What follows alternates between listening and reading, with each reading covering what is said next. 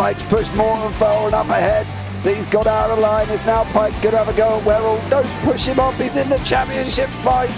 Jack Werrell chasing down Carl Jacklin. Further down, Rob Williams and Chris Barnes. Sensational run outside line now though for the heavy braking zone.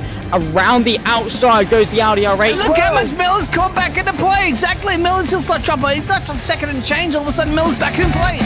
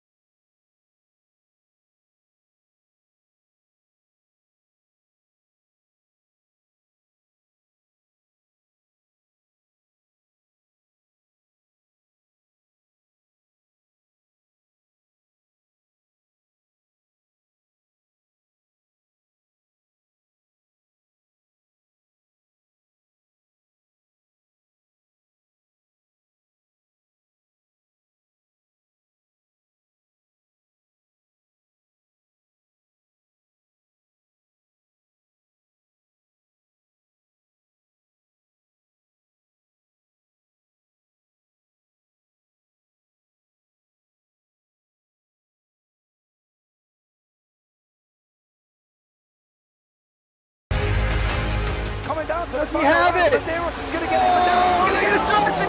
They haven't got it. He's on the outside line though, going into the fastest corner on the circuit. Surely this can't work. Dominic Ligner has got a sensational run outside line now though for the heavy braking zone.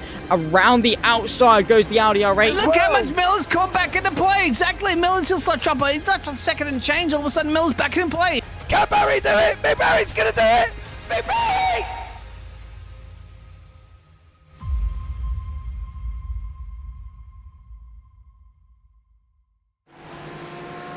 Good evening and welcome. It is Stephen Karabelas and Dean Biggles on the mic this evening. We are here for the inaugural race of Season 2 for Evolution Sim Racing. We're at Brands Hatch this evening, an absolutely fantastic circuit.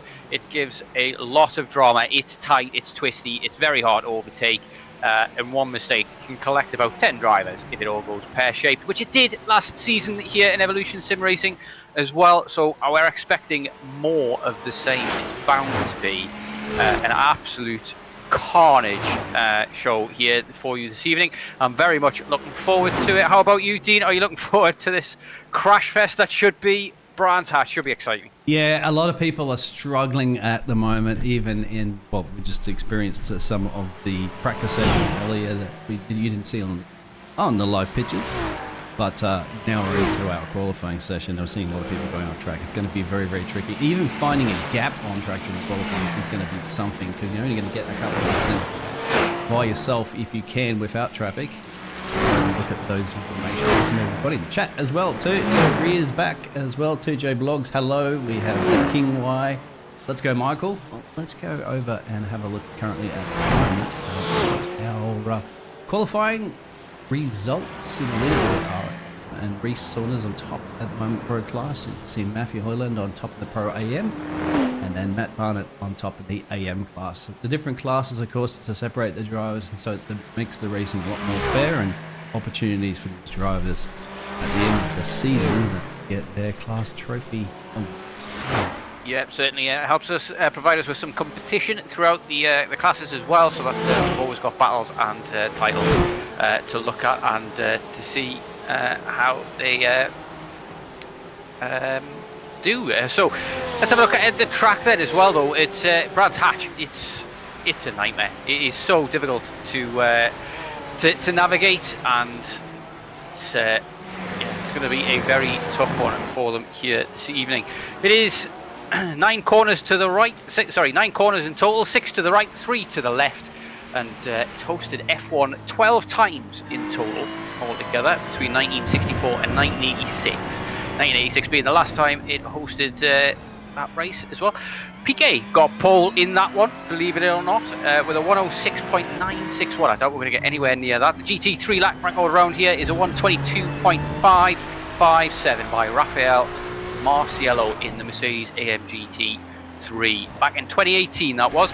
It's interesting that this new season as well, we've got all new cars. We've got of course the Ferraris from last season still there, but now we've got the choice of all of the GT3 cars as well, which is always going to make things interesting as we go through track to track, and cars have advantages and disadvantages in each track. We'll see whether the Mercedes is any good around here, considering it holds the actual lap record as well. Should be an interesting season altogether. We've got 14 races in total, including 2 1-hour long races. We're starting off first off at Brands Hatch here this evening, then we'll go off to Spa next week for a 1-hour race. A normal race there, and then it's Le Mans for the first 1-hour race. And it's a night race as well. Then we've got Hockenheim after that, and then Daytona giving us our second 1-hour race. That's going to be at sunset, and then we finish up with Interlagos, Watkins Glen, and then Silverstone. Those are too far away to think about just now. Be interested to see how things shape up. We've got a number of newcomers this season as well. Peter Schlehofer as well, up there at the moment, only 0.02 of a second off Rhys Saunders. We know how quick he is as well, so maybe Rhys is going to have some competition this season, do you think, Biggles? It's about to start a hot lap right now. You're going to take us on board around Brands Hatch from Mr. Peters. So there it is, and that's not going to be the way to start his hot lap of that 100,000th of a second, isn't it, off Rhys Saunders' time at that car done and dusted. That he'll get a tow back at the pit road. Will he get enough time for another lap? He should. We get about 8 minutes and change, and he immediately comes back out there, knowing where he went wrong and the tricky conditions here at Brands Hatch.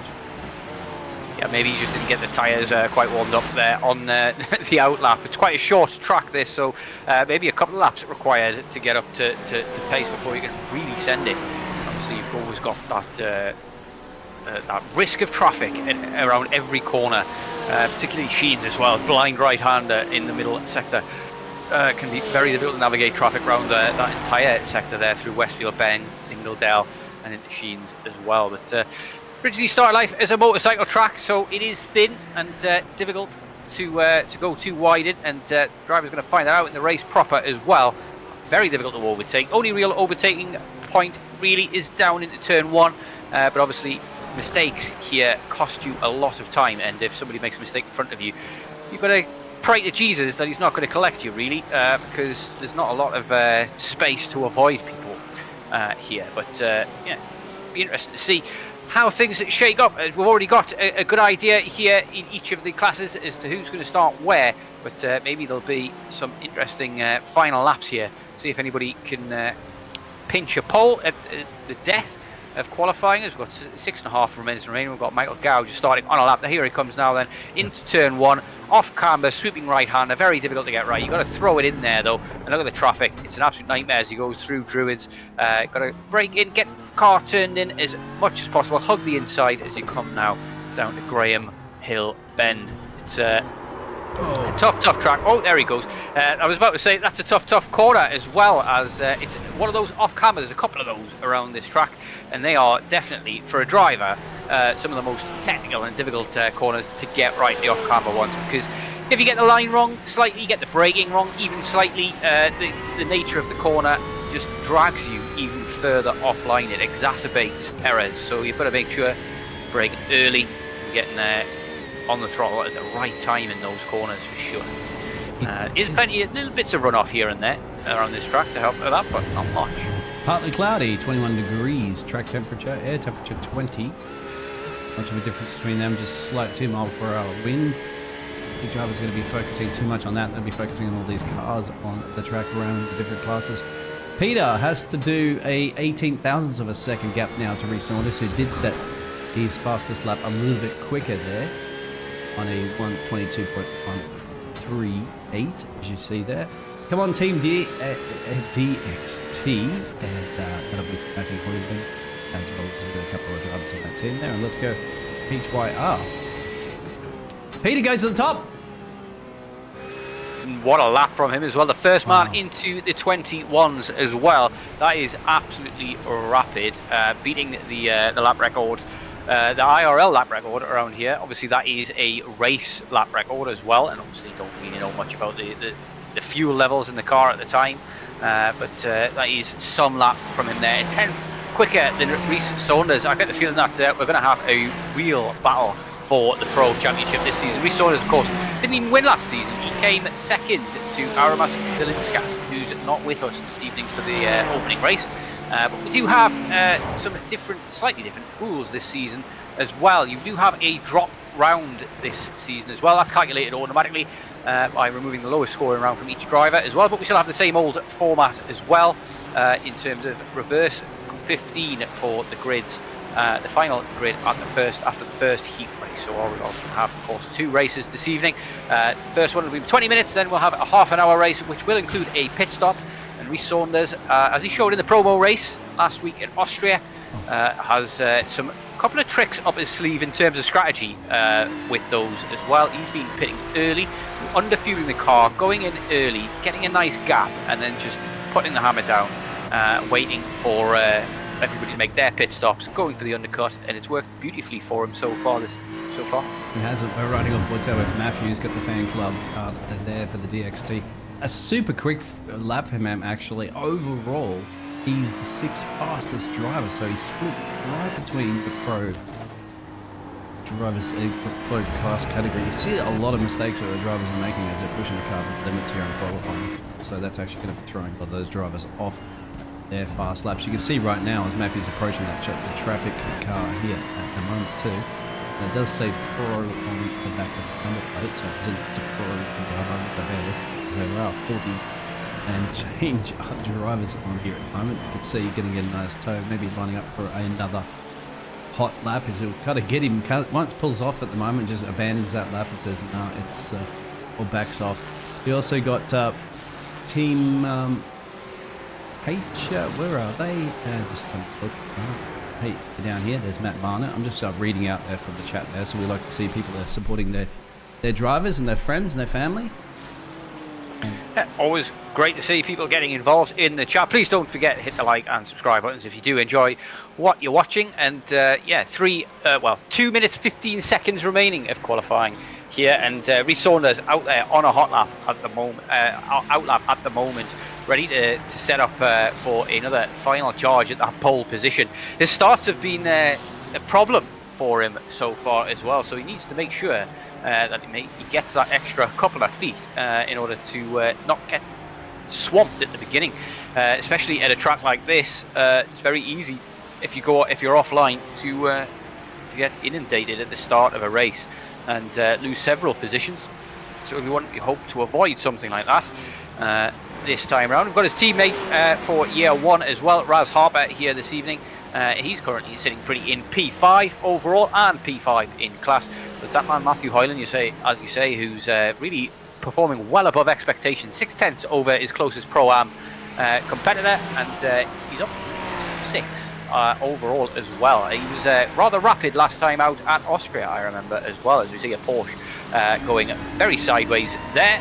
That's not the way you want a car fighting at all. When you're talking fractions of a second too, the reaction time of those drivers has to be very, very sharp on the ball there to it's again affecting their qualifying lap there, because if you lift off this for a second, you can see there's right about 1,000ths of a second between, at least in this class at the moment, between P1 and P2. You go down to the AM, that's also looking very, very sharp, although Matthew Holland, of course, has just dominated currently qualifying there for the Pro AM. But hey, qualifying is one thing, race is another. That's where you get the big points. As we are down to the dying stages left of the qualifying session, we still have about 20 or so drivers out there completing their final laps. Let's see whether or not we are riding on board there with Reese Saunders. If he can do anything here to get it, he doesn't like losing a pole position at all, this man. He hates it, really. And he's going to do his best, especially if his race starts continue to be a little bit less of performance than he's been doing. He starts working on that. Look at that. Had to think twice of a snap of oversteer. And that's probably, I'd say, is going to cost you a 10th at least there. That might cost him his lap altogether. I'm wondering whether or not that was on off track. It's difficult to tell, but yeah, it's a possibility that was an off track. But we'll actually run out of time anyway, so he's not going to improve. He's not going to take pole position. So it's Peter Slayhofer in P1, and Rhys Saunders has to just settle for a front row, which isn't too bad in itself. We've got Ewan Stitchbury in behind at P3, and then Michael Gow in P4, followed by Stefan Parkinson in P5. Great qualifying from him. He's done very well. He was actually an AM driver last season, I think, if I remember, making his way up to the top front end of the grid. We've got Raz Harper for Team Year 1 in P6, followed by Matthew Hoyland, the man of the moment at the moment for DXT Motorsports, in P7, Paul Cowlishaw in P8, Aaron Kirby in P9 for Pro GT Sim Racing, and Wing Fei Chan in P10. We've got Jeremy Olemans, a newcomer as well, followed there by John Maloney, and then Nicholas Newtonen behind him, and then we've got Paul Robson, followed by Brian Damwee, James Bostock, Joe Glass in P17, Scott Kostrich there, and then Matthew Jones following behind Hussein Sarakar Desla in P20, and then Stephen Donnelly in P21, Nathan Crook in P1 for the AM category in P22, and then Jamal Gandour for the pros way down the order there. He's got some work to do, and then Daniel Nans in P24 with no team. We've got James Mukian returning from last season in P25 for Alpha Racing, and then Wesley Van Rens in P26, Matt Barnett in P2 for the AM category for Team HYR in 27th, and then Mark Robinson in P28, Rob Mackay in P29, Stephen Cakebread, a newcomer here in the pros, in P30, and Robin Truswell in P31, Richard Gregory in P32, Richard Knight in P33, Ashley Brooks in P34, and rounding out the final few places, we've got Chris Keenan, Stephen Bauer, Graham Matthew, Rob Aston, John Ludbrook, Craig Charles, Dalton Hall, James Pallett, and Danny Stewart. It's a very full grid, 43 cars. We've got 5 lights ready to get going, and before we get underway here, let's see what kind of start Rhys Saunders can get, whether he's going to get a jump. That's a lot of wheel spin there from Rhys Saunders. He's already dropping heavily down the order as well. Look at the run that Peter got away there, and Rhys Saunders does get a bad start. There's a bump, and there's 3 or 4 cars off already, and they managed to save it there. That's Rhys Saunders there in the very tidy looking livery.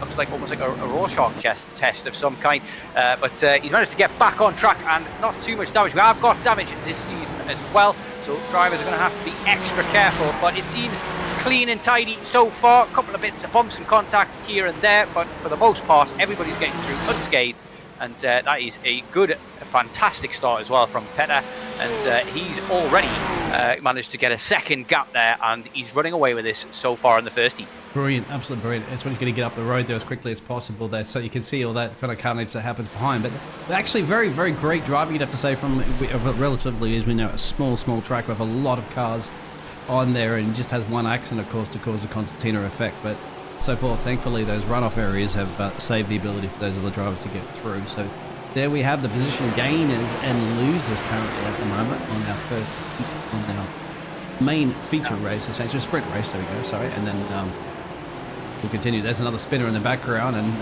that's just that's going to cause a bit of a carnage. It's going to be flying around that corner at 1,000,000 miles an hour, and I'm going to have to wait that way, just like that, isn't it? You know, race can go from 0 to 0, but thankfully you do have another one coming up after this. Drivers do have a fast repair as well, so if they can get to the pits quite quickly, they might not all be done. Rhys Saunders down 8 positions there, but it was Paul Robson who's gained massively here at this start, gaining 6 positions, finds himself in P6 in the pro category, and doing well so far. But it's action all over at the moment, as we've got people fighting side by side here into Druids, given up there by the AMG driver behind Sarakar Desla, and I have to say the Porsche looks very planted here. It's a difficult car to drive, as down the inside comes a Porsche here into a very difficult corner overtake, and there's more mayhem ahead as somebody else has come off just in front, and these drivers are going to be absolutely on the ball here to dodge these incidents. Any one of these spins or off tracks can cause carnage, and got to have real cat-like reflexes to dodge these And this could be a bit of a race of attrition here, I think, Biggles. Oh, absolutely. I think Robin's going around here at the moment. There is Robin Aston. Oh, and these cars, of course, have to try to avoid them as they get their way back on the track. It's up to the drivers as well, too, to try and make their re-entry to the track as safe as possible, so that you don't avoid an incident from the other drivers. So Peter sets a fastest lap, currently at the moment leading this one by 1.3 seconds. But here's Paul Cullishaw putting the pressure on. You know, the DeWalt machine, we saw it last season. We've seen it back again there. And he's got Aaron Kirby for the Pro GT Sim Racing just up the road further back. You can also see another little battle securing. That's really using the track limits you can see there for the 2 machine. Yeah, that's definitely using all of the track available to him.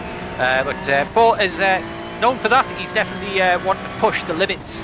And at the moment, though, the favourite for the season, really, if you're going by iRating and by these performances last season as well, Rhys Saunders down into P9 at the moment. He's got John Maloney in his sights, a newcomer for this season, so it'll be interesting to see how he fares. But I get a feeling that this is going to all be about who can avoid the incidents and the mayhem and not get any damage to that car. Damage to these cars obviously on, and it is going to mean that if you've used your fast repair and you get a little bump after that, you're going to be pretty slow, or could be out of the race altogether as well, which obviously unwanted for most drivers. But Petter at the moment is absolutely running away with this. He's set another fastest lap there, 22.466. He's got the afterburners on at this stage, and that gap just seems to be growing. There's been a mistake there by Stefan Parkinson, and he's dropped a little way off the back of Ewan Stitchbury, but Ewan Stitchbury showing what he could do last time out in Austria as well. Definitely got some pace under the bonnet and behind the wheel of that driver. So Paul Cullishaw, closest battle on track, right behind Aaron Kirby at the moment, but we're on board with Jamal Gandua as he's following right behind Brian Damwee. And at the moment, it's anybody's guess as to what's going to happen here, but mistake by Petter could really open this up entirely for everybody. And of course, we'll have to see in the second race as well how he can fit, if he does finish first here, how he can fit from 15th as well.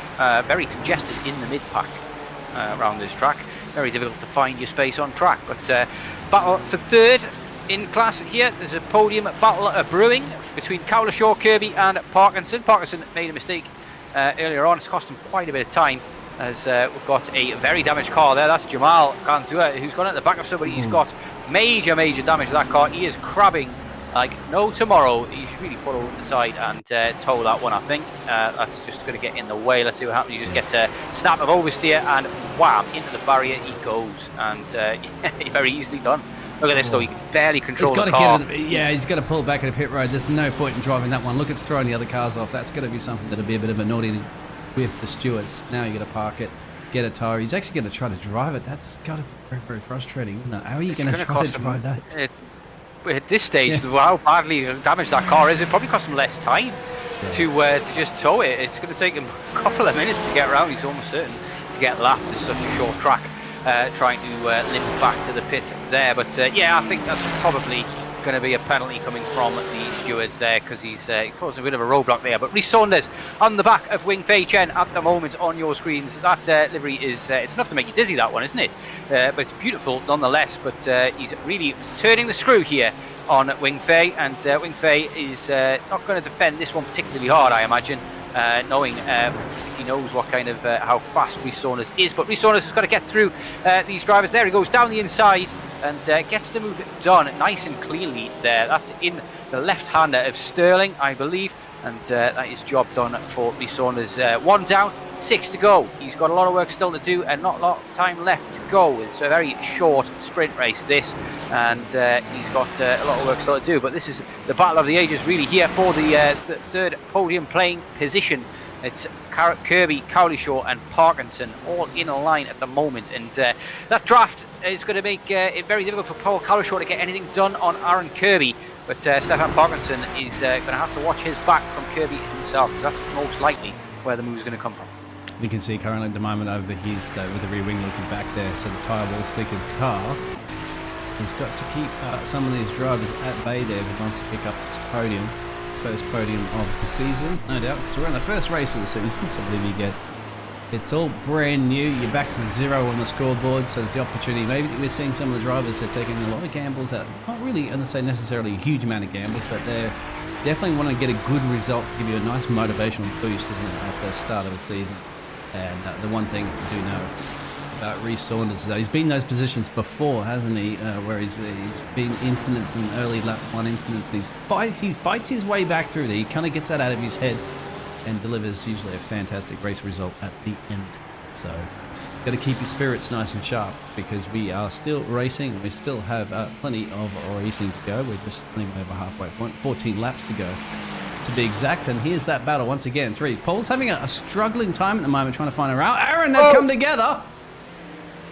And Paul just says thank you very much. He saw that coming, and what brilliant driving there from Paul Cowlishaw. Gets himself up into P3 and Stefan Parkinson, and I mean, it is the nature of Brands Hatch. It's very, very difficult to get the overtake done. We'll see a replay there. We didn't quite catch the beginning of it, but we'll see the aftermath. It's Stefan Parkinson that comes worse off as well. And I don't think really he did a lot wrong, but it was maybe after kind of the stewards decide on that one. But can't tell from the replay who turned into who. But it's on the overtaking car generally to make the move safely. That is a big thing in racing. But Reece Saunders gains a couple of positions from that, as well as Paul Robinson as well. And they're now on the back of Aaron Kirby, who could have a little bit of damage after that. He's certainly going to have a scrape of paint missing for sure. And at the moment he's got real problems, as he's got a Porsche right behind him. Ferrari of Reece Saunders right looming large in his mirror, along with Paul Robson, who's will want to get past quick if he's got damage. A zebra. Somebody says that there exactly. He's going to see work making his way up. We have a few other incidents at the moment. Matthew Holland is still leading comfortably. 9-second gap there over James Bostic, the boss man, in P2. Then you've got Chris Keenan over Matt Barnett leading. You can look at those dots there on your track map. You can see the bronze, the silver, and the gold. That represents their classes. You want to get an idea where they are and how far they are ahead of the other drivers in their class, and clearly see that with the silver, the bronze is mixing up with some of the silver drivers there now too. You can see on the track map. This is certainly spicy, because it looks like at the moment he wants to take this position back, doesn't he, Paul? He wasn't happy about having to give the position up to Reece, but Reece is going to be trying to hold off, knowing he has the pace. It's really where he wants to be, isn't it? He's right up next to Peter, top leading this race. Peter hasn't looked back since he disappeared at the very beginning of the race. Got a great launch. Reece Saunders bogged down once more. He really has to work on starting these GT3 cars. I'm sure he has. We've got Matthew Jones fighting with James Bostock at the moment. James Bostock in the dizzying height of P2 in the Pro-Am category, and but Matthew Hoyland has run away in that category as well. He's absolutely dominating over there as well. He's actually only P7 overall, I believe, altogether as well. So he's actually beating a couple of those pro drivers as well. So absolutely fantastic performance once more from Matthew Holland. He was very, very quick last time out in Austria as well. I believe he got into an incident there as well, and that put him down a little bit before the end of the race. In the second, the feature race as well. So he'll be hoping to avoid anything like that, but he's got cars around him still, as we will see. As you can see from your track map on the top right there, it is very crowded on this track, very condensed with all of the cars as well. But, maybe not in this race. Oh, that's a late move there from Stefan Parkinson, but he gets it done nonetheless. And what a lunge that was, though. That was very brave, wasn't it? Ricciardo-esque. Yeah, let's risk it for the biscuit, and I guess that's the only way to get overtakes around here, because they're not easy to do, especially at this level of competition where everybody's fairly balanced out in their classes. And registrations are still open for the season. So yeah, get in there so that you can give myself and Mr. Stephen more drivers to try to keep an eye on at the moment, isn't it, my friend? Because we have quite a few already. So just imagine trying to manage 50 drivers here. Anyway, we'll get it done here at JP Broadcasting Network, and Reece Saunders is going to try to get another position back gained from that early lap 1 incident. Not quite close enough to do it into turn 1, but he's going to have a look up the inside into Druids, and late on the brakes, and he gets the inside line, covers off the switchback, and gets that move done, showing us what he's made of here, Reece, and he's so good at this, isn't he? He's very, very good at scything through the pack. Like, they're not there. He just knows he's got the pace, knows where he's got the pace, and he's just brilliant on the exits. And up into P4 he goes after a rocky start here in this first of 2 heats, and he's got a little way to go now towards Paul Cowlishaw, and we know Paul Cowlishaw is rapid as well, and these two have also had a little bit of history. They've made contact several times last season. They already made contact in the promo race as well. Definitely no love lost between them. They get their elbows out, they race each other hard, and it's we love to see it as well. But we are on board now with Matthew Jones in that beautiful livery Porsche. Reminds me of the old Williams liveries, if that isn't the way it is meant to be, if I'm not mistaken. But he's right on the back of another Porsche there with an absolutely fantastic livery there, black and tartan livery in front of James Bostock. James Bostock, the boss man of the league in P2, and you'll want to hang on to this as long as possible, because you get to see the Matthew Jones, if he's been this close for this long, might just create a gap there if he gets past, and that'll be that. No way to fight that back, so easier to be proactive from Bostock's point of view and defend this. If you defend the inside line into turn 1, it's very, very difficult to make a move. But here comes the look, and he's not quite on the brakes late enough. Gets a bit too much curve as well, and won't be able to get him on the exit either. But for the time being, Bostock remains in front. Good racing, absolutely great racing, especially when you get to ride on board there and actually see how it is from the perspective of the driver. As someone like me who doesn't drive and never even been in a racing ring or even put a lap around here in the iRacing simulation, and just give the sensation to me, I just look at it and go, these drivers are just absolute skill levels just on another planet. Like how difficult it is to drive this track. You can see it's up and down like a roller coaster. You can see those chicanes, how much they lift the car off there. You lose the traction just like that. You know, one little mistake, you lose 1/10 to 2/10 that you've been building up lap by lap by lap to catch that car. As soon as you get within the grasps right now, as he is, Matthew, that's one thing again, to catch it. It's on a driver. It's another thing to overtake, and he's going to do absolutely best to try to find a gap, an overtaking opportunity. And of course, if you are the likes of James, you're going to try to shut that door quickly and not get burgled. Yeah, certainly don't want that. No unexpected guests or intruders if we can help it. We've got a lovely battle brewing here up in the pro categories as well. We've got Stefan Parkinson, who already been spun around after contact in turn 1 with Kirby. He's on the back of a train of 4 drivers, all behind Paul Robinson, vying position on track here at the moment, and this could create something spicy out of this, as well as is John Maloney trying his best to get past his fellow Porsche driver Paul Robson, and it's very, very difficult to do that here at Brands Hatch. You've got to be very committed and very confident on your brakes as well around this track in order to get any kind of overtake done. But we have got a number of drivers out already as well. We've got Danny Stewart, Richard Knight out, as well as Mark Robinson and Ashley Brooks by the looks of things as well. I could be wrong. Joe Glass also I believe is out, but could be wrong about Ashley Brooks and Mark Robinson. They do still seem to be going. They've just been lapped maybe, but it's proved tough. Too tough for those drivers so far at Brands Hatch. They'll have another go at it in the second heat race, which is one of the things that makes this league spot on, is that you get so many opportunities to race with people at your level, and we get some brilliant get to spectate some brilliant racing at the same time, all the way up and down the fields.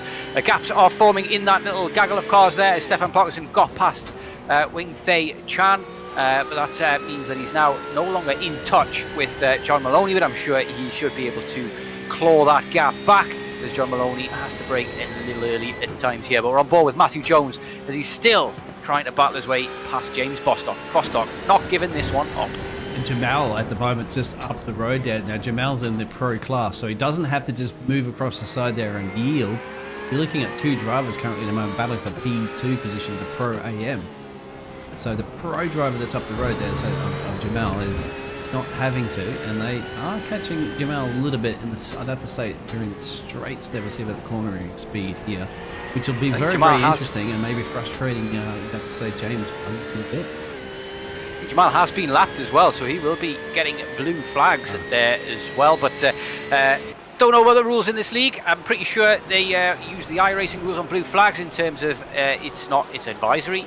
You've just got to kind of race your line, but don't fight it. Essentially, is the rule. But it'll be interesting to see whether or not he does move out of the way at any stage. But at the moment, I don't really think they're quite. James Bostock is quite close enough to him to warrant Jamal to pull off the line. But it's going to be interesting if they do end up being quicker than him. But we've got another driver behind these two as well, looking for any scraps from this.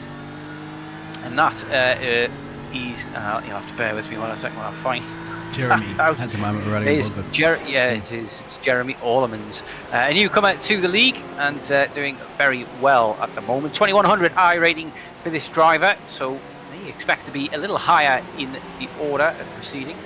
Pro driver here, I believe, and it's going to be interesting to see how he navigates this rolling roadblock that he's got in front of him at the moment. John Maloney and Stefan Parkinson has managed to close that gap. He's within half a second now of Maloney, and but they're both stuck in formation behind Paul Robson at the moment as well. As at the moment, this is nothing doing here for Matthew Jones. He just cannot seem to find any kind of gap to poke his nose in, and doesn't want to get too impatient here. With only 40 seconds remaining of this race, we'll be rolling on with a white flag lap anytime soon. And for Peter at the top of the table, it has been a breeze, really. He's taken the lead early on and never looked back at the stage. But Stefan Parkinson there gets past John Maloney, and that's an unusual place to overtake down into the final corner there. And that is job done for him. That's a bit of a recovery race from him. But he will be disappointed with the contact for sure, and there could be a penalty coming either his way or Aaron Kirby's. We'll have to look at replays to determine that again. But Clark's Curve not generally a place to get an overtake done, but he's got that one done there. As we're on board now with Peter Schlohofer. Is it Schloffer? Sleehofer? I'm not sure. We'll have to check with Peter after the race if we get an interview and see how to pronounce his name. It's a tricky one for sure. But here he comes now, down into Stirling, and then not long to go before he wins this inaugural race for Season 2 of Evolution Sim Racing. And it's looking like it's going to be a very, very competitive season at that as well. 6.7 seconds at the gap there though, and he's going to start the next race in P15, and that is race win there for Petersoffer. That's 50 points for him in his back pocket. 45 points for Ewan Stitchbury there, and 40 points for Paul Cowlishaw, rounding out the podium there. Rhys has managed to recover up to P4, but his race starts are going to need some real work. They're costing him big time. Starting to see the lap drivers coming across as well, as Matthew Hyland takes the win in his first race in the Pro-Am category, with James Bostock 14 seconds behind there, gets P2. Willie, there's going to be a battle there to the finish. Is Matthew Jones going to be able to get this position, I wonder? We will not know until they're about to cross the line there. It doesn't look like so he did know. They're only 900ths of a second separating them, so he was definitely going for it, trying his best, but Bostock does very well to hold on to his P2. Matthew Jones gets the podium position there, and Chris Keenan, Matt Barnett and John Ludbrook finish on the podium positions down in the AM categories. Chris Keenan did very well in his class there, winning by over 4 seconds. A 25-second gap between Matt Barnett and John Ludbrook there in the AM category as well. John Ludbrook gaining 4 positions at Scotty going for it here, across the line. Could be a photo finish. I don't think he's got enough here, but 68 thousandths of a second there for between Scott Kostick and Mr. James Pallett. Yes, so that was it for those drivers, and Christopher down here at the moment. Well, Christopher will take that. Christopher Keane will take the first win there for the AM class, and we'll get those results come out for you in a second. Yeah, that was an exciting first heat for sure, and it's going to be even more exciting in the second heat as well because we've got a reverse 15 grid. So it's going to be difficult to figure that out. It's going to be, I think Brian Damwi is going to be the one who's going to be starting in pole. No, it's Hossein Sarakar-Desla who's going to be on pole position for this next race. He's finishing P15 there. It's going to be Jeremy Orlemans, sorry, on the front row with him. But there we go, Peter Sleehofer in the winning position there. The Porsche driver doing fantastically well from the get-go. Drove a superb race, nice, clean and tidy, and managed to navigate any lapped cars and traffic with minimal issues. Ewan Stitchbury in P2 for his first race of the season. Nice points haul for him with Paul Cowdershaw following close behind. Rhys Saunders, after a terrible start, managed to lose quite a few positions there on the first lap, but regained a fair few for Team Year 1.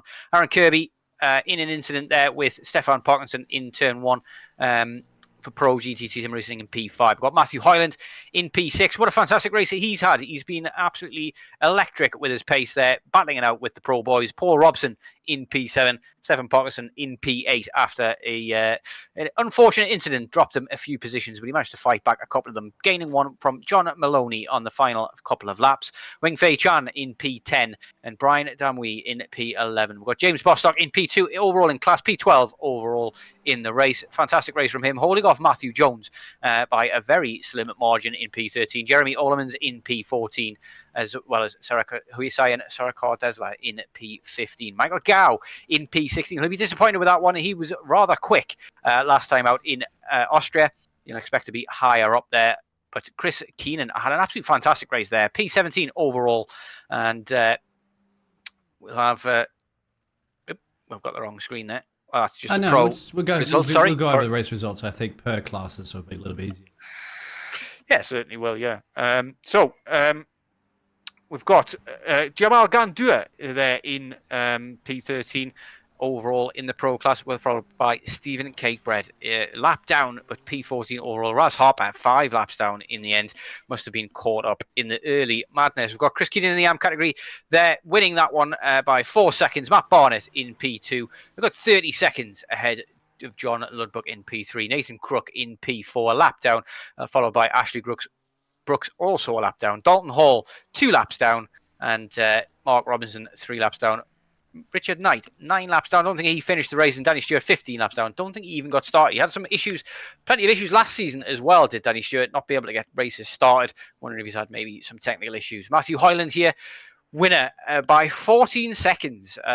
Got some pro drivers between him and his the rest of his class, and that stood him in very good stead in the race. James Bostock P2, very slimly against Matthew Jones. Hussein Sarakar-Desla in P4. Daniel Nance, a newcomer to the league, there in P5. James Pallow in P6. Returning after a couple of races last season, as well as Scott Kostrich there in P7, also returning from last season. We've got Robin Aston in P8, Wesley Van Rens in P9, Richard Gregory in P10, and Stephen Bauer in P11, followed by Robin Truswell, Graham Matthew, and Nicholas Newton, as well as Rob Mackay to make out the top 15. And then 8 laps down is Stephen Donnelly. I don't think he will be classified that many laps down. Probably won't be gaining any points for that. Top 20 drivers in each class gain points, with the 20th driver getting just the 1. Got another race coming our way now, though, and this one will require a pit stop. We'll be interested to see whether or not Rhys Saunders goes for that trademark early pit stop, and whether that pays dividends here, or whether or not he's going to get caught up in big amounts of traffic. It might not be the way to go, but let's just review the calendar once more before we head over to that race.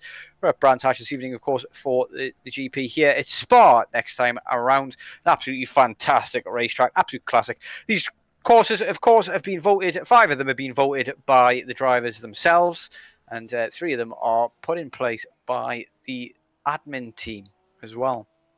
So worth noting as well, we use a fixed setup here in ESR, so it's everybody's got pretty much the same situation on that front, making it a tighter race, but the cars are going a little bit slower than maybe they could do. Choice of 8 different cars to choose from in the GT3 class as well, and it's going to be very interesting to see who gains those big points in those 2-hour-long races as well, Le Mans and Daytona as well. As always worth mentioning as well that the league itself has done a fantastic job and got sponsorship in and get personalised trophies sent to you for the top 5 drivers. You also get a trophy as well in this league. If you complete enough races, you will get a participation trophy as well for completing 7 out of the 8 rounds. So here we have the grid for this second race. Then it's going to be James Pallow starting. I've got that wrong before as well, so apologise for that. It's going to be James Pallow, I think, in P1, starting us off this time with Matt Barnett behind in P2, Daniel Nans in P3 on the second row of the grid with Chris Keenan in P4, Michael Gow in P5. He'll be looking to hopefully get a good result here, being the highest pro driver starting. Hussein Sarakar Desla is in P6 and Jeremy Orlemans is in P7, Matthew Jones in P8 and James Bostock in P9, Brian Damwee in P10 and Wingfei Chan in P11, John Maloney in P12. It is, of course, because we've got so many drivers on the grid. We've got a reverse 20, not a reverse 15, so apologise for that mistake. But we are underway, and it looks like a very good start there from James Pallow, and somebody there got very bogged down and caused almost a big accident. We've got an accident at the very back as well, as somebody's maybe not got the best start there as well. There's a pit maneuver there, and more contact into turn 1 as it's a big 3-car pile-up there. Somebody's upside down, believe it or not. And they're not going to be able to get back to the pits. So there's another spin from somebody there, and more contact as Brands Hatch is proving to be one of those, as people are very much struggling here with the slower cars in front, braking early, and it's all about, there's a big collection there. He did the right thing, he held the brakes, got collected anyway, had nowhere to go. Did the driver, he had a driver on his left, and that has been a very tough start for a lot of drivers here. But Danny Stewart is out again already. I imagine he never really got started. Maybe he didn't get onto the grid, but Wingfei Chan down 8 positions. Must have been caught up in some shenanigans. Daniel Nans also caught up in something there, down 7 positions. Matthew Hoyland down 5 positions as well. That's not the start that he wanted. He's already gained one of those back though, so he's still going. And Paul Robson, currently leading the pro category, gained 6 positions off the start there. Peter Schloffer as well has managed to weave his way through the mayhem and has gained 8 positions already. There's Rhys Saunders in the background there, going for a very tough move down the inside of 2 cars there. Gets it done into the final corner, and this has been a difficult one to commentate the first lap here in this second heat race. We've only got raced for 1 minute 44 seconds, and so much has happened already. A lot to talk about. Very slow laps for the first round, the first lap round the track here in this second heat, and at the moment it's anybody's guess who's going to win this one. You've got Peter Schloff in a very good position though. He's managed to gain plenty of positions, including over Rhys Saunders as well, so we're going to be able to see them maybe have a little bit of a battle on track as people are trying to find their rightful position on track here, as we've got a couple of more spins here. That's James Pallow off and into the barrier. He's out of the lead position. It's Chris Keenan, the AM driver, as there's another pile-up being caused there as well. People have to slow down heavily to avoid a big crash there, as it's proving difficult once more. Look at the overspeed that this BMW has got here, as it's hard to see through the trees, and it's chop those trees down. Come on. What more could we say about that though? The first couple of laps here in the second heat, it has been a very challenging couple of laps for these drivers. Things might start to settle in a bit now though, do you think, Biggles? They should hopefully, and actually give us a bit of a chance there to go through what happened at the start. Switch the live timing. You can see there on your left hand side for your standings. So your live timing, because of the fact that they're all over the place because of the reverse grid, makes it very difficult to see the grouped class order, which we can go over a little bit later. Resources on the flyer, isn't he, after this one, after this race start? We're seeing a little bit more drivers actually heading to pit road after those early lap incidents. Now, if they're going to get repairs or not, there's a mandatory pit stop. But does that count towards your actual scheduled pit stop or not? Is something else. Seeing a nice, fantastic battle brewing. You can see at the moment the big spread. You got to give it to Chris Keane. Of course, he started P3. He's up into P1. James, the boss man's leading overall. Of course, we're still having a little time to go. The drivers in a different pace. Hope you're enjoying it out there at the moment. Mr. AK King Weiss says, yes, standing starts catch the drivers off. They certainly do. And also the fact that there's not much room here in Brands Hatch. You can see on your pictures when you want to get an overtaking position done there, you've got a if-gap car, sees the opportunity, but try and allow the space. That was Stephen Cakebread on your pictures there as well, getting spun around after a little incident there as well. He's towed straight back to the pit as well, so he'll be losing more positions as time goes on. But yeah, look at this. It's a very, very mixed up grid at the moment, as we're seeing more spins, more smoke, and more incidents. It's a race winner.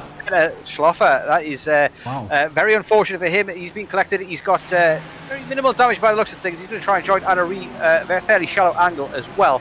But it'd be interesting to find out whether or not these drivers can put enough fuel in the car now to be able to get till the end. We've got Stephen Donnelly up 11 positions. We've got Jamal Gandour up 10 positions after his horror show of a first heat.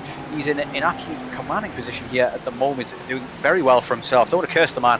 Reece Saunders, look at him, up into P2 as we've got a very tight bit of racetrack here as long on board. Look at that shot there. Look how close these drivers have to end up, and look the tiny margins that you've got here for error is this is oh no, there it happens again. He just thought he didn't think that there was going to be anybody moving into the space. That's right, and that's a terrible rejoin as well, you've got to say.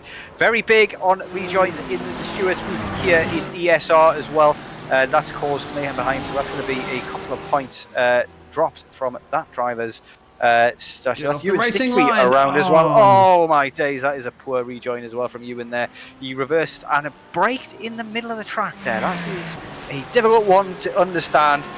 He is going again, but he's going to have a big dent in the left-hand side of his car there after getting collected. But you can't blame anybody but yourself there, you. And you think you should not have put the car there. I think he started moving, realised what he was doing, and then just slammed the brakes on, and that just made it worse, didn't it? It's a big sacrifice you'd have to give up, as Nathan sets the fastest lap right now. It gets you a little bit lonely out there, but for the AM class, that's very impressive. Look at that, he's got all this space around him. That's the exact same thing you want to have when you're racing gear for the Ludcrook Racing team. Currently running, as you can see, overall 20 positions gained. I think it's just using that from class, isn't it? But that's just fantastic racing. Further back in the field, here's Dan, and who's he got next to him? See up the road actually. There it is. It's Daniel and Richard Gregory. And that was all that incident you saw before, isn't it? All bunched up. There's so many cars at different speeds trying to get past each other. We also have another one. Here's Paul. He's down 4 positions to. He was in the wars, wasn't he, a little bit earlier there? Yeah, I think there's a number of drivers looking to perform some kind of recovery drive here, but with it being the longer 30-minute race, you've got a little bit more time on the board to get that done. So if you've got the pace, you can certainly recover positions as well. As we're seeing, Chris Keane and Nathan Crook dropping another position there to Reece Saunders. Reece Saunders in a great position now to win this race outright, but he's got a gap of 1.8 seconds there to Aaron Kirby. Aaron Kirby will be looking for his first win of the season as well. It's been interesting to see this newcomer and how he's been able to do here in this race. As we'll see a replay here of Ashley Brooks just getting it wrong there in the left-hand corner of Sterling. Gets slammed hard into the barrier, and we'll be having to pit again. Unless she's already pitted, she'll have a fast repair to use there. So we've got a driver going off track to avoid cars behind. I believe that might have been Dalton Hall, who just wanted to get into the pits. I think maybe just wanted to let everybody through. Just keep out of people's way. There'll be another. They've got a very mixed grid here in terms of talent, ranging from 3,500 I rating down to 600 or so, and that creates some entertaining spectacles for us on track. Some of those drivers just don't want to hurt anybody else's race. They want to be the gentleman and get out of the way. Sometimes, of course, we've seen this plenty of times before, Dean, haven't we, where somebody's trying to be cautious and get out of the way, and they end up causing more of a problem than they were trying to solve in the end. Well, James has let through at the moment. Aaron Kirby now takes the lead. That's right, because of the different classes. James now has Reece Saunders on his tailpipe. Now, James let them through to a complete lift. Now, remember, that's because James Bostic there is in the Pro AM class. He said, look, you know what? He must have felt that he's a little bit slower. He said, okay, guys, go through. You do your own thing. I'm still leading the Pro AM class at the moment. That's more important to him than anything else. He's probably thinking as well, maybe he can learn a thing or two if he just follows these guys as well. But already they've created a gap, a 1.2 second gap already.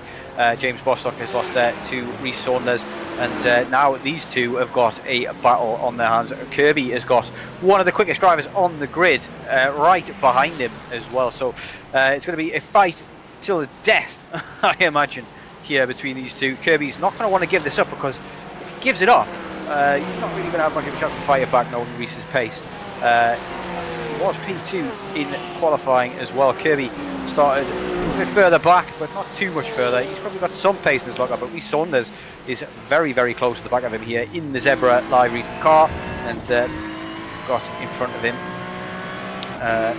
Aaron Kirby. Just going to have to do all he can just to defend that inside line into turn 1, and it makes it a lot more difficult to get the move done. But of course, if you are too far off the line, you get a poor exit out of turn 1. The move is definitely on into Druids as well. I've already seen Rhys Saunders do that to one person already. Is he going to be able to do it for the lead of this race, I wonder? Well, you know that he's quite capable of doing it. It's also a nice battle brewing in P. Well, essentially at the moment, Chris, remember, and there it's got Jamal there. So just keeping the idea of the class interval times gets a little tricky at the moment. We'll go back to this battle at the moment. Rhys Saunders obviously had a little bit of a moment in race 1, and he is now trying to charge his way back up to get on top of it. But Aaron Kirby is not going to make it easy. So it will be a Ferrari versus a Ferrari. Of course, they were in the Ferraris last season. I just like saying Ferrari that way, so I apologize if it does. You don't like it. But now they had a choice of cars, and these two gladiators have elected to choose the Ferrari as well. And James in the P3 position is in the Porsche. He's once again leading the Pro AM class. Where is the other gentleman? Was in the... Just having a look through that. Matthew Hoyland, of course, who won the first races in 14 at the moment. And there's a little bit of a mistake at the moment, and Rhys Saunders will snatch that one up in a heartbeat. So the Zebra machine goes into P1 in this race. That was very aggressive from Rhys Saunders there. He poked his nose in the left-hander of Sterling, I believe it was, and it really didn't belong there, to be honest. It was very much the vortex of danger that he was poking his nose into. But to Aaron Kirby's credit, he didn't chop his nose off. It would have certainly ruined both of their races, and there's a good chance that Kirby would come off worse as well. As seeing here, Chris Keenan maybe going for the overtake here in this replay. Down the inside, he gets it done, and Nathan Crook there losing out. Yeah, that's the battle, of course, for the AM class. So they're leading in this race, and it looks like, where is it? Stephen Parks in there and Paul. We can remember these two gladiators from last season going for a tooth and nail. And is that an overtake done? Just having through telemetry information. So there is a lot going on behind the scenes here. This is chaotic work to try to do, but that's what we do here at the JP Broadcasting Network. Try to bring the entertainment as much as possible, and reading all your information out there in the chat. So if you do want to say hello and give us some information, we will be reading it. Interesting to see how the strategies work out here as well. Several people have had to pit early due to damage, and whether or not they can then fuel the car up till the end from where they had the crash. It'll be interesting to see, as we're on board now with Rob Mackay, as he is looking to squeeze past. I think that's John Maloney who's just overtaken him, maybe, in fact. But Rob Mackay on the wrong end of the racetrack at the moment. It's John Maloney that he's trying Paul's to... gone off into the grass, got to save it. Yes, he does. So will Stefan go cruising on by there?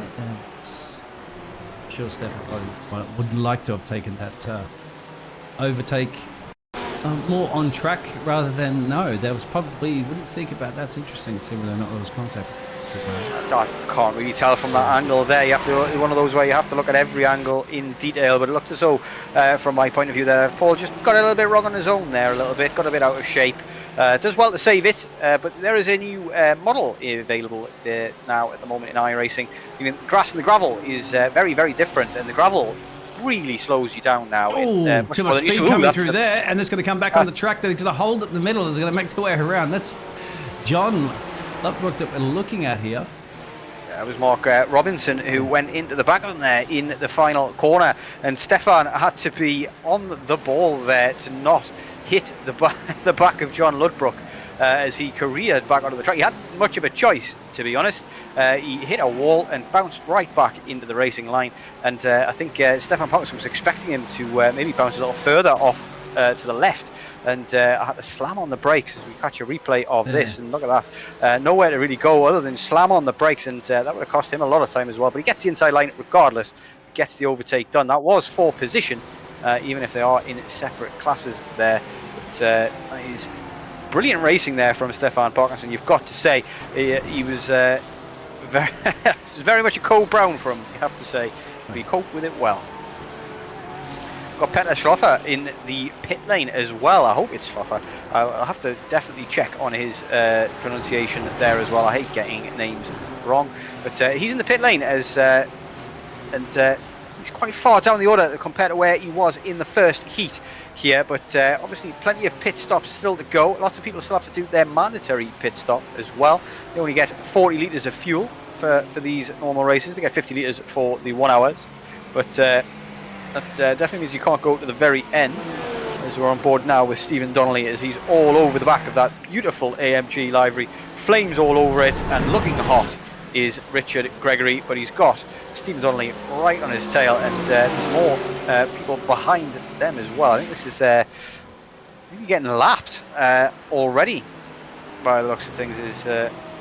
Oh no, it's Stephen Donnelly lapping a Year 1 driver. I can't tell who that is, in all honesty. That's Stephen yeah, getting a little confused with the liveries because I've got I'll talk to you about that. Yeah, it's the moment Rhys Saunders in P1. He's managed to create the gap, and Aaron Kirby unable to catch up with his pace at the moment, and I don't think he's going to look back. 14 minutes remaining here in the second heat, and it's really giving us a very, very competitive championship so far. Very early days, of course, but we're going to have several different winners in all of the categories here. As it's well, Chris Keenan's currently leading the AM category, so he's on for 2 for 2 in his category. James Bostock could take the win here. He's got a healthy lead over Wesley Van Rens in the Pro-Am category. And Rhys Saunders is looking very good for his money. But given the short nature of this track, anything can happen because these guys are going to catch lap cars. And it's very, very easy to get involved in an incident if you misjudge something, or there's a slow driver in front of you, brakes a little earlier than you're expecting, gets a little bit too hard on the curb, or as we've seen plenty of times before, tries to do you the favour and causes himself a problem spin and collect you. Is on board now with Matthew Hoyland, who's done very well in his first race, but he's been collected and caught up in some trouble here in the second one. He's got a lot of work to do, and at the moment he's trying to battle with Scott Kostrich in front of him in the Porsche there to gain another position. Let's have a look at the groups categories at the moment too, for the Pro AM and the AMs, and you can see currently the battle at the moment for P14 and P13 in the Pro AM class. To get our heads around all of these drivers have actually made their pit stops. We still have basically drivers in the top 8 at the top. There are different classes too, but they are yet to make pit stops. And going back and see on the overall tyre, Rhys is leading that one. James is leading the Pro AM, and Chris Keenan is leading in the AM class. Into the overall tower, those top, just to let everybody know, what are we looking at? The top up to Chen there and P8 are yet to make a pit stop. Everybody else essentially on the grid has. A couple of handful of drivers that haven't, but essentially the majority of them have. And mandatory pit stop that's out there in the chat is yes, there is one.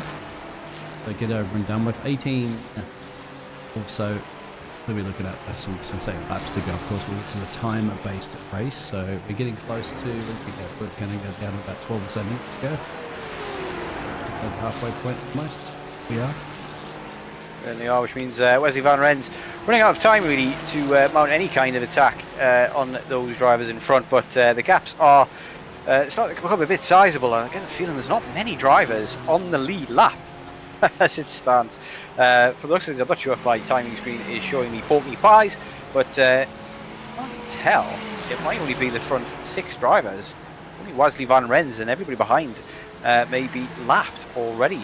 Such are the gaps at the front, but I could be wrong there. We've got John Loper in the pit lane as well. We're going to see a number of people coming into the pits to serve their mandatory pit stops in the coming minutes, as we're running very short on time, as Matthew Hoyland does manage to get past there with a beautiful move on Scott Kostrich, and should be able to create a gap in short order as well. Managed to get that done in the usual place there, as see them going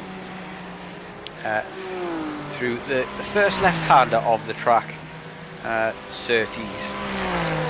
This track, it's so difficult just to race around it on your own, Dean. It's a very tough track. Let's have a look at the start though and see what went wrong. We've got a BMW there. Look at them, stopped almost and dead at the front of the grid, caused absolute mayhem for people behind. But it's all good so far up until turn 1. Car on the outside, that's Jamal by the looks of things, number 30 driver on the outside there. Down there too. Just so.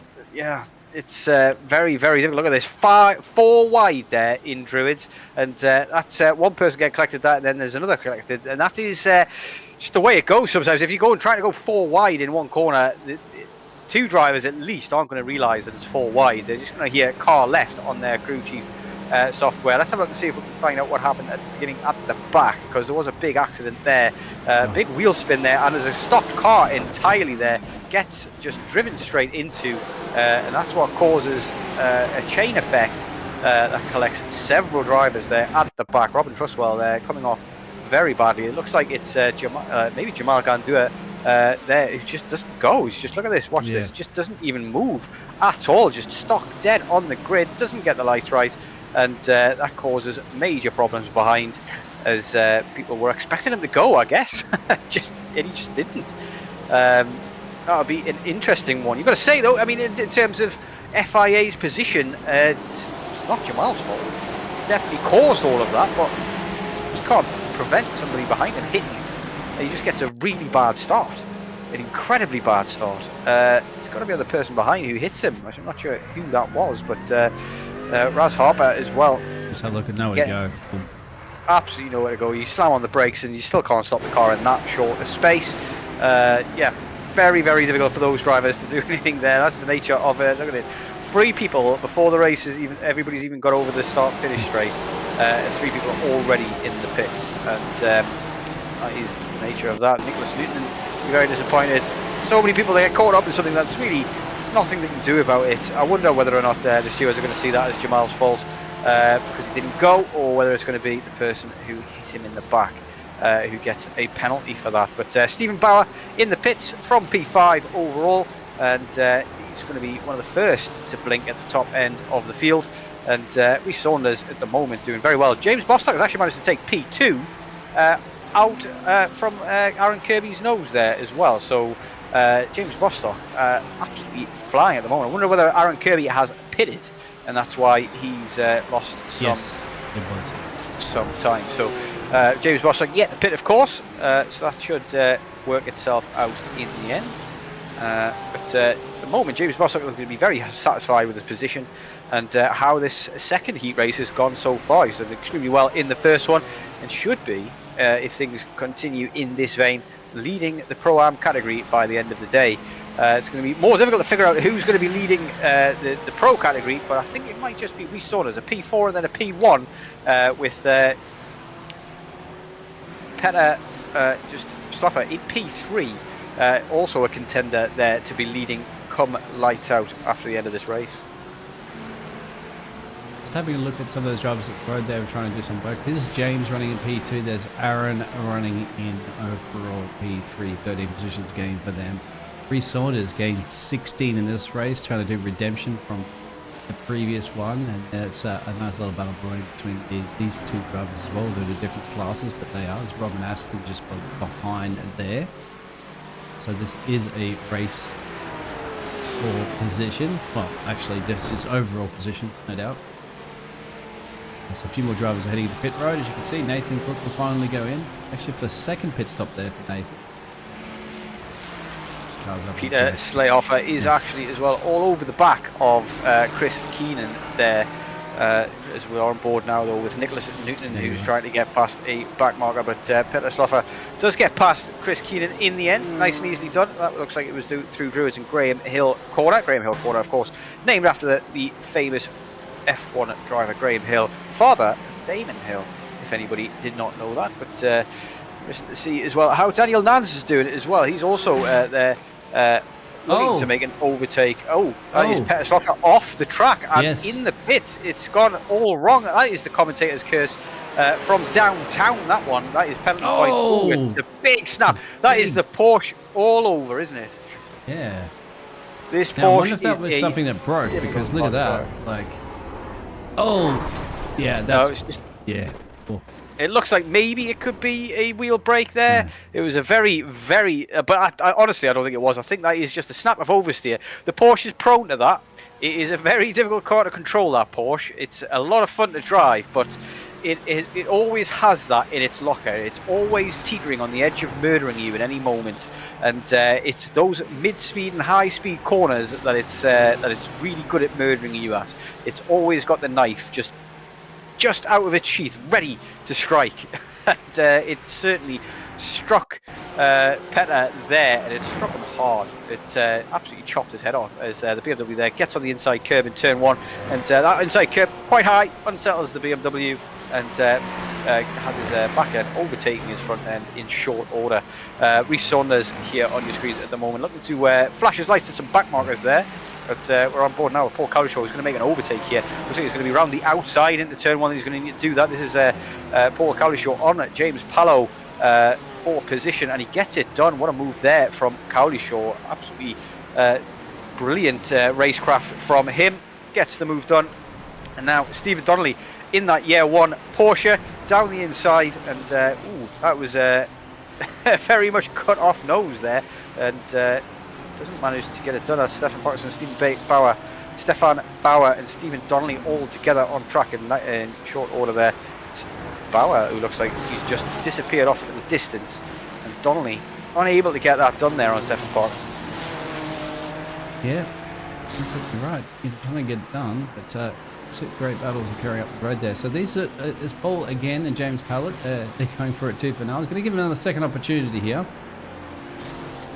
That time he gets it correctly done. As James dropping down 17 positions now in this race since the start. And Rhys Saunders finally goes into pit road. He should have enough there on James when he comes in and out. We'll have to see. Or has James done just enough? Keep an eye on that one. James, of course, still yet to pit himself. But yeah, big gainers so far. Rhys Saunders 8 positions gained to take the lead of this race. And Stephen Donnelly, in the background there. P5 in class. But he's gained 11 positions overall. Definitely a contender for driver of the day. And looking to get another one, as he's battling hard here with Stefan Parkinson. And this is for position as well, but doesn't necessarily need to do anything too dangerous. As there goes a move from Cyan Sarakar Desla down the inside, gets it turned just about in the Porsche there, as comes now down through Graham Hill.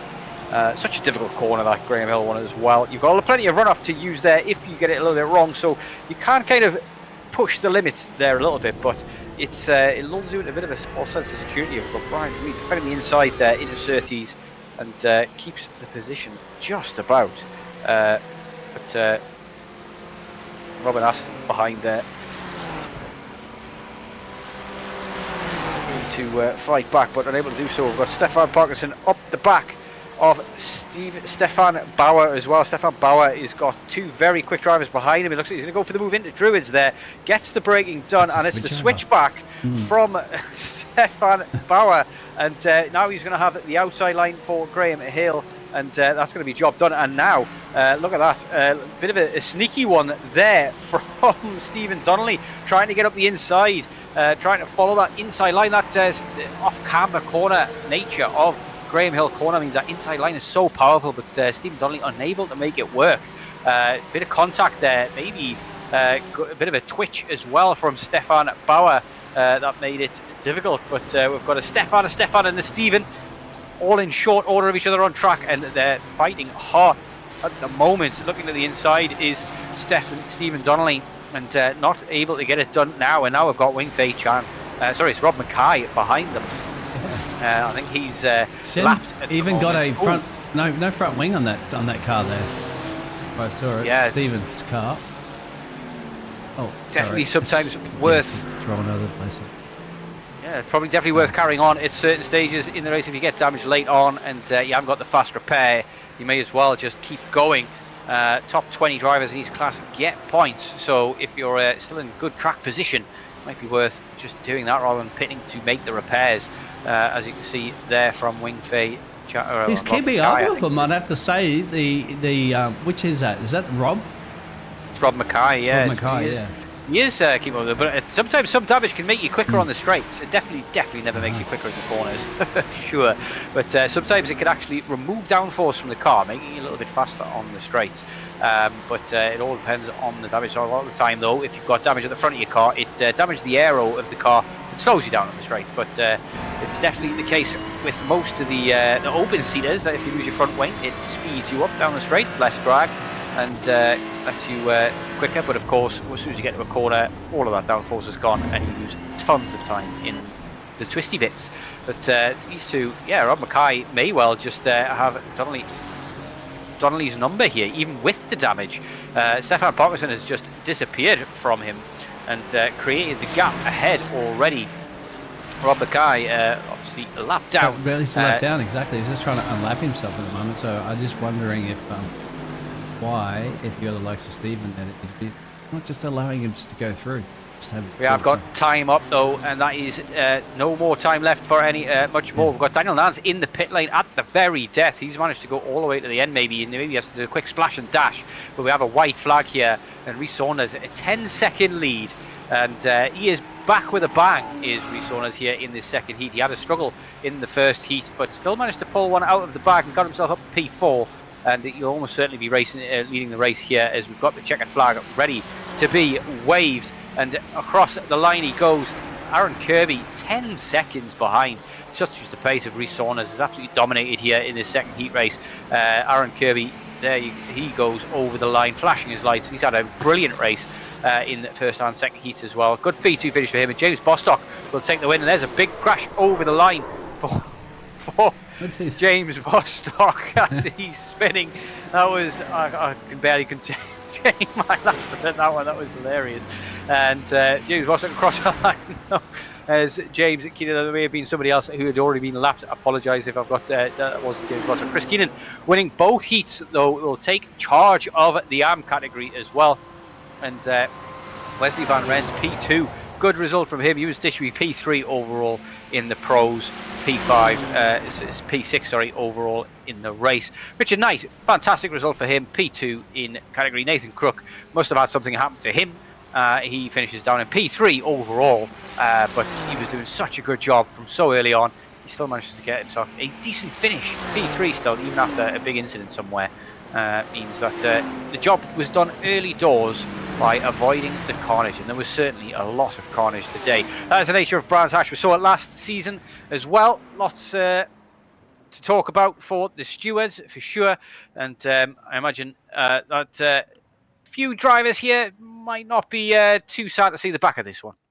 It's exactly too one of those races, and there's your results. We actually have a look at the pro results first there at the moment, if you want, and then we'll show the overall. Yeah, we've got Rhys Saunders taking the win here in the second heat and taking charge of the championship. He should be in the lead after Peter Schloffer crashed out and 6 laps down. I wonder if he'll get classified. I'm pretty sure he will. He was more than 75% of the way through the race, I think. So he should get his P10 and a few points in the bag. But Aaron Kirby comes home P2. He'll be P2, I think, in the championship, unless Ewan Stitchbury will also in with a shout there as well. 49 seconds the gap between those two, so you can see the big gaps here that the pros ended up with after the reverse grid. Certainly makes things very exciting and interesting, but a track like this it certainly proves a very, very big challenge. Wingfei Shan in P4, good result from him. Jamal Galdua, after a horror show in the first heat, gets a decent P5, and Stefan Parkinson is in P6 overall. Then we've got the lap drivers, Paul Cowdershaw, Brian Damwee, Jeremy Orlemans, and then we've got Peter Schloffer, John Maloney, 6 laps down each, those two, and then Paul Robinson 11 laps down. Stephen Cakebread, who had a big off early doors, 19 laps down, and then Michael Gowan, Raz Harper caught up in that very, very early crash on the pit start, on the standing start as well. So not one to forget for those two. Michael Gow is having a whole week to forget really at this race. We've got James Bostock winning his first race, I believe, in Evolution Sim Racing. The Bossman takes home P1. Wesley Van Rens in P2. He's been there or thereabouts in the past for Guarana Racing before. And Daniel Nance, after a bit of an incident in the very early stage of this race, gets P3 in the end. Stephen Donnelly in P4 for Team Year 1. We've got Richard Gregory in P5. Matthew Jones in P6. Nicholas Newton in the Finn for Scuderia Tallinn in P7. And Graham Matthew in P8. We've got the lap drivers, Hussein and Sarah Cardesla joining him. Matthew Hyland picks up some points. He got the win in the first match, but couldn't replicate in this one.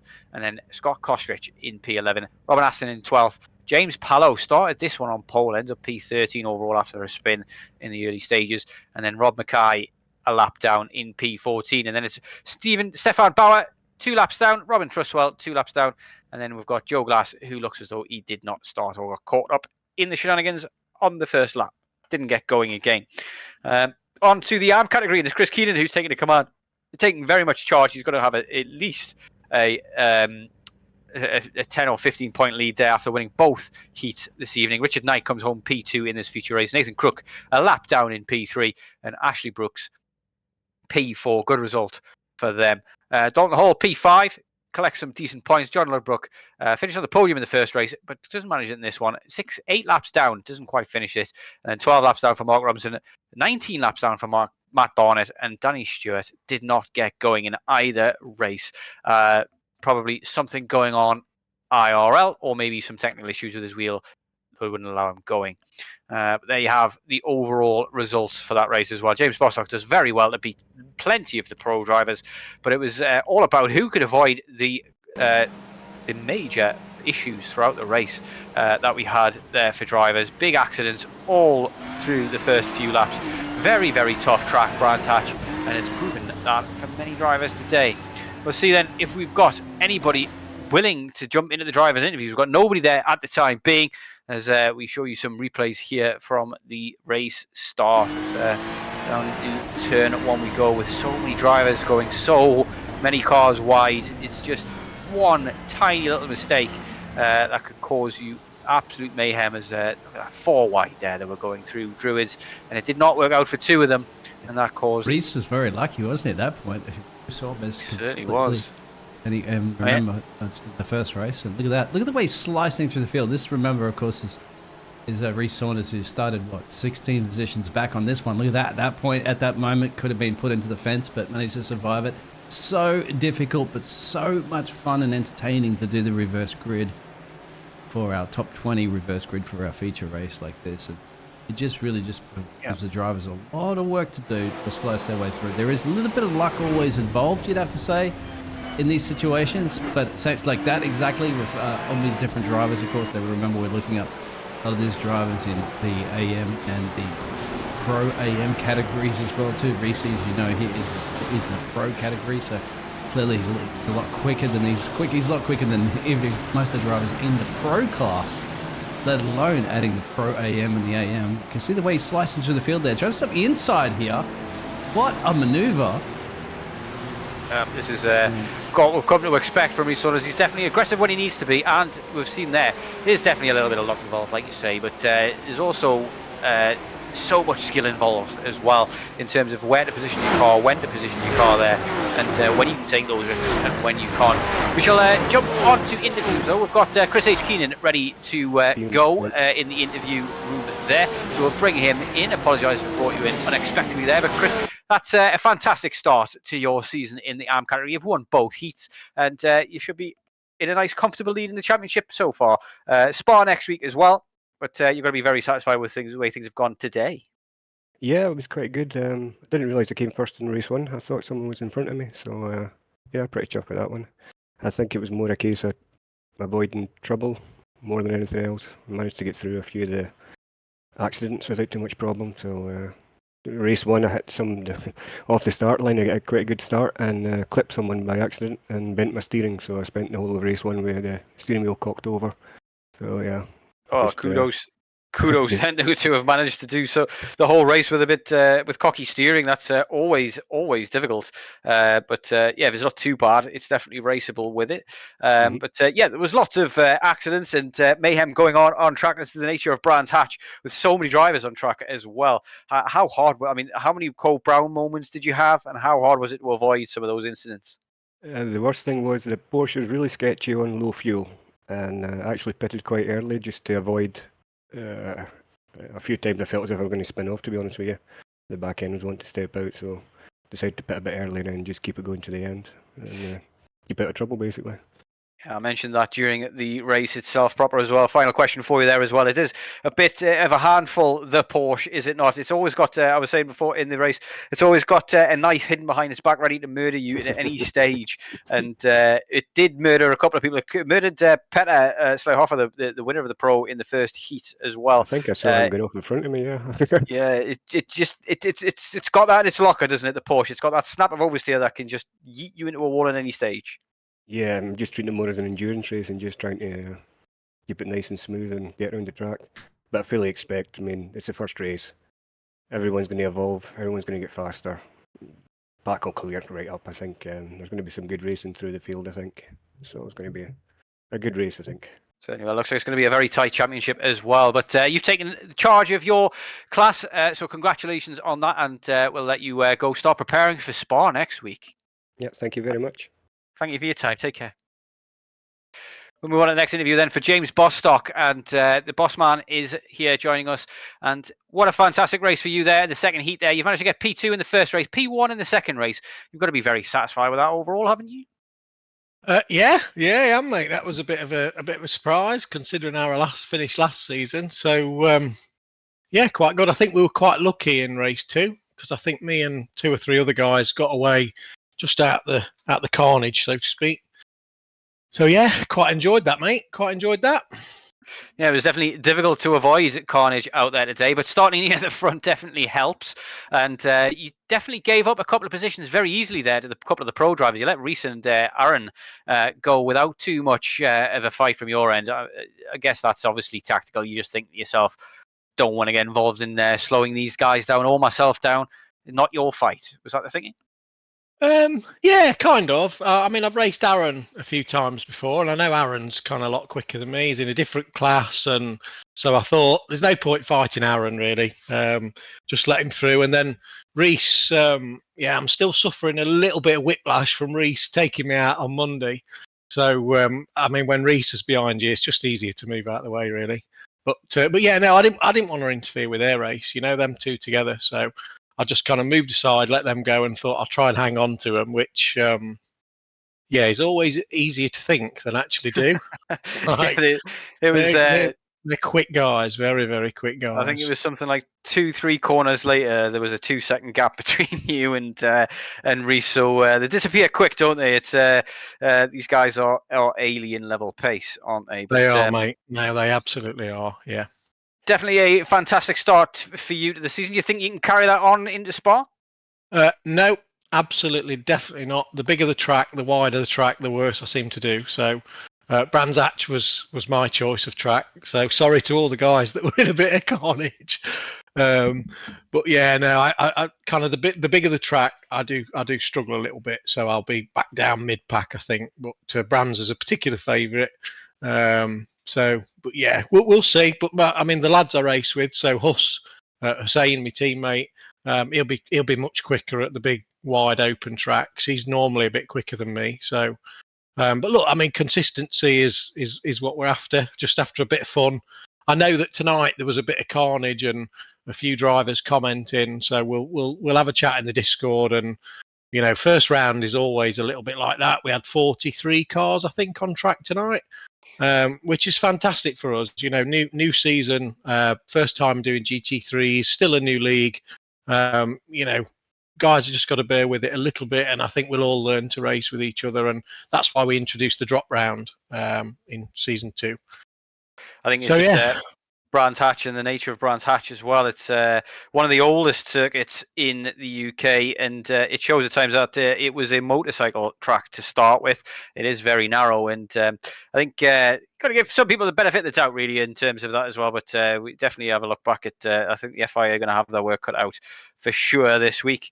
But that's what it's there for, Steve. You know, we have the steward system, and I know people kind of moan about it a bit sometimes, but you know, it's just there to try and keep the racing clean. And if people have been involved in an incident, just get it reported. We'll take a look at it, and you know, we'll talk to the drivers. That's what it's there for. So there's 7 stewards this season in total, so we can share the workload out a little bit. So yeah, we'll be good. We'll I think as a group of drivers racing together week by week, you'll probably start to see us come a bit better, which I think did happen actually in season 1. I think we started a little bit kind of up and down, and then as the season went on, we all learned where we were in the pecking order behind Reese, unfortunately.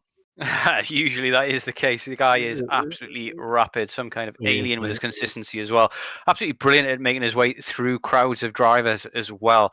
But like you say as well, it's all about the consistency as well. But I want to say what a fantastic job you guys have done so far. It's come along. The league's come along a long way in that first season, which is almost like a promo season in itself.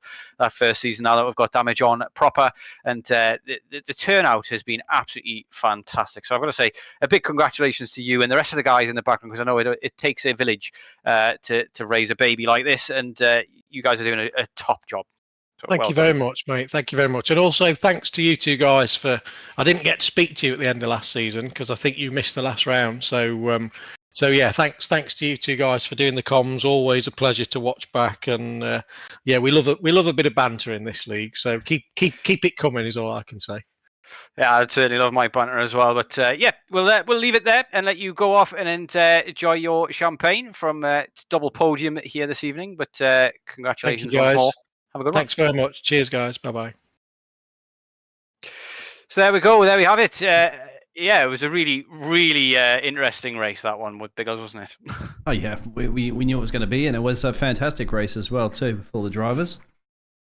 And across the different classes, and a few surprises actually there. So good, looking forward to see what sort of the rest of the drivers are going to be able to pull out of their boot and out of the motor vehicle. Just as the drivers had said, they're going to start improving as the season goes along. They're going to start to trust the other drivers around them, get an idea of the pace between the other drivers, and also learn how to respect those track limits a little bit more there, and how to work with the slower and faster cars of the different classes and so forth and so forth. And the only way, of course, to find out about that, my friend, is to tune in to all the races, isn't it? That we're going to have in the season. And of course, there's those details up. So tick that number 1 round off, done, because we're going to the Spa. So we're going from a 3 point something kilometer track to a 7 kilometer track, almost double. Yeah, it's definitely going to make it a little bit easier to navigate those bits of traffic and things. And obviously, everybody knows you don't go too wide through Eau Rouge. You can, but it's difficult. But it's been a cracking start to the season, and I can't wait for more at Spa as well. But for now, we'll bid you all adieu and let you all get on with the rest of your lives. But thank you very much for watching.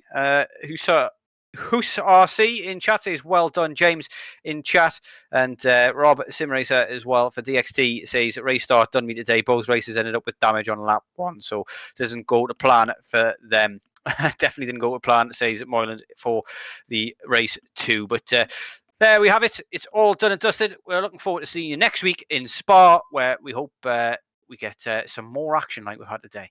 But for now, good night and have a good one.